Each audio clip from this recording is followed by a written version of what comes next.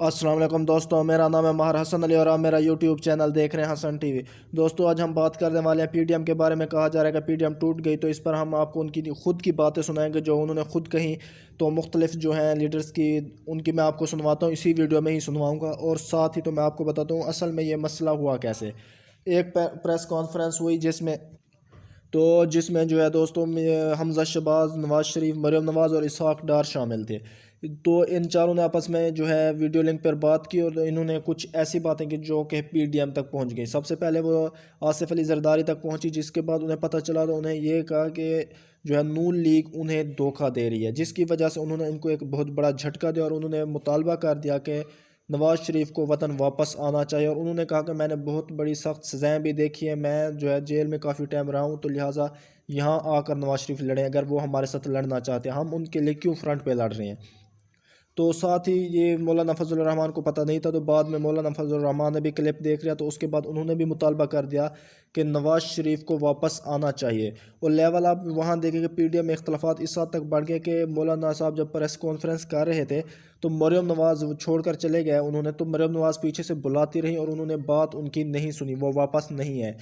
उन्होंने यहाँ तक कहा कि मौलाना साहब सवाल ले लें, उन्होंने अपना कोई सवाल नहीं लिया, कुछ नहीं किया, और उन्होंने मरियम नवाज़ की बात भी नहीं देखी। तो इसमें यह था दोस्तों कि जो उनकी वीडियो थी वो जो है हमजा शहबाज शरीफ ने कहा, शहबाज शरीफ का पैगाम पहुँचाया कि बुज़दार के ख़िलाफ़ तहरीक अदम इत्मीनान नहीं लानी चाहिए, क्योंकि वो सख्त जो है ना, ये एक आप कह लें वज़ीर आज़म हमारे लिए वज़ीर आला नहीं है, क्योंकि अगर उनकी जगह कोई मजबूत इंसान आ गया तो हमारे लिए मसला पैदा होगा। तो इस और जो है वो दूसरी जमातों को धोखा दे रही थी। मैं मज़ीद एक वीडियो बनाऊंगा इस पर, क्योंकि ये लंबी हो जाएगी। अभी मैं आपको उनकी वीडियो सुनवाता हूँ, तो आप इजलास का जो एजेंडा था वो 26 मार्च के लॉन्ग मार्च के हवाले से था, और ये कि लॉन्ग मार्च जब यहाँ पर हो तो असम्बलियों से इस्तीफे भी दिए जाएं। लॉन्ग मार्च के साथ इस्तीफों को वाबस्ता करने के हवाले से 9 जमातें इसके हक़ में पाकिस्तान पीपल्स पार्टी को इस सोच पर तहफ़्फ़ुज़ात थी। पीपल्स पार्टी ने वक्त मांगा है कि हम अपनी पार्टी के सेंट्रल एग्जीक्यूटिव कमेटी की तरफ रुजू करेंगे और उसके बाद फिर हम पीडीएम को अपने फ़ैसले से आगाह करेंगे। लिहाजा हमने उनको मौका दिया है और हमें उनके फ़ैसले का इंतज़ार होगा। तब तक 26 मार्च का लॉन्ग मार्च मुलतवी तस्वर किया जाएगा। बहुत शुक्रिया।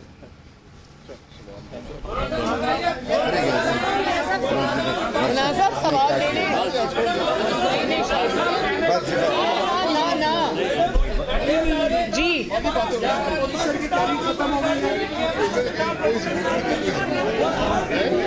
आहिस्ता, हौसला, मैं खड़ी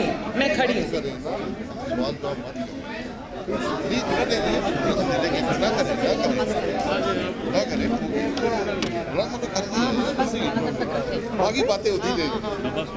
बहुत सारे ऐसे सवाल हैं जो आपसे रिलेटेड है, क्योंकि पीपल्स हो जाएंगे मेरे भाई, सवाल हो जाएंगे। बहुत बड़ी जमातें हैं जो ये चाह रही थी कि हुकूमत से छुटकारा पाना है। आखिर क्या वजह है कि अगर पीपल्स पार्टी इस्तीफों पे नहीं आती है तो फिर क्या समझा जाए कि पीडीएम की राहें जुदा हो गई है? जब तक पीपल्स पार्टी, जैसे मौलाना साहब ने फरमाया कि वापस आकर हमें जवाब नहीं देती, तब तक मैं इस पे कोई कयासराई करना नहीं चाहती। आसिफ अली जरदारी साहब के बारे में बताया जा रहा है कि बहुत सारा उन्होंने वो बातें की हैं और मियां साहब को कहा है कि इस्तीफे उस वक्त हो गए जब आप आए वापस। इसके बारे में आप क्या कहते हैं? नहीं, ऐसा नहीं कहा उन्होंने ये कहा कि मियां साहब आप भी तशरीफ़ लाएं, बाकी सब लोग भी आएँ, मिल के जिद्दोजहद करते हैं। तो जिस पे मैंने बहुत अदब के साथ उनसे ये कहा कि मियां साहब को वापस लाना उनकी ज़िंदगी को कातिलों के हवाले करने के मुतरादिफ होगा, जो ना मुस्लिम लीग नून के जो ऑफिस होल्डर्स हैं, जितने लीडर्स हैं, ना वो चाहते हैं, ना मुस्लिम लीग नून की वोट बैंक चाहती है कि मियां साहब की ज़िंदगी को कोई ख़तरा हो, ना ही पाकिस्तान के अवाम चाहते हैं, क्योंकि पाकिस्तान की अवाम की इन्वेस्टमेंट होती है लीडर्स के अंदर, जो कि दहाइयों पर मबनी होती है, और हमें ज़िंदा लीडर्स चाहिए हमें लीडर्स की लाशें नहीं चाहिए, हमें लीडर्स का कत्ल नहीं चाहिए, हमें ज़िंदा लीडर्स चाहिए।